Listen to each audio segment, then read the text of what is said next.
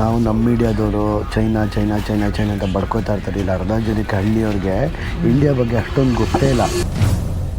Africa ಟ್ರೈನ್ಗಿಂತ ಕಚ್ಚಡವಾಗಿದ್ದಾವೆ. ಇಲ್ಲಿ full ಸೆಕೆ, AC ಹಾಕಿಲ್ಲ, ಏನೂ ಇಲ್ಲ. ಕೂತ್ಕೊಳ್ಳೋರ್ಗು ನಿಂತ್ಕೊಳ್ಳೋರ್ಗು ಒಂದೇ ದುಡ್ಡು. ಇದೇನು ಬುಲೆಟ್ ಟ್ರೈನ್ ಎಕ್ಸ್ಪೀರಿಯನ್ಸ್ ಇಲ್ಲ ಗುರು.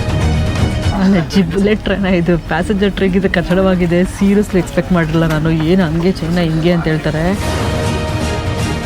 ಬೆನ್ನೋಗುತ್ತೆ. ಆ್ಯಕ್ಚುಲಿ ಇಂಡಿಯನ್ಸ್ ಅಂದರೆ ಇಲ್ಲಿ ಬೆಲೆ ಕೊಡ್ತಾರೆ. ನಾನು ಇಂಡಿಯನ್ಸ್ ಅಂದರೆ ಇಲ್ಲಿ ಮರ್ಯಾದೆ ಕೊಡಲ್ಲ ಅಂದ್ಕೊಂಡೆ. ಅಪ್ಪ ನನಗೆ ಸಿಗರೇಟ್ ಸ್ಮೆಲ್ ತಡೆಯೋಕೆ ಆಯ್ತಲ್ಲ ಗುರು. 45 ನಿಮಿಷ ಇಳಿದ್ಬಿಟ್ರೆ ಸಾಕಪ್ಪ ಅನಿಸ್ತಾ ಇದೆ ನಮಗೆ.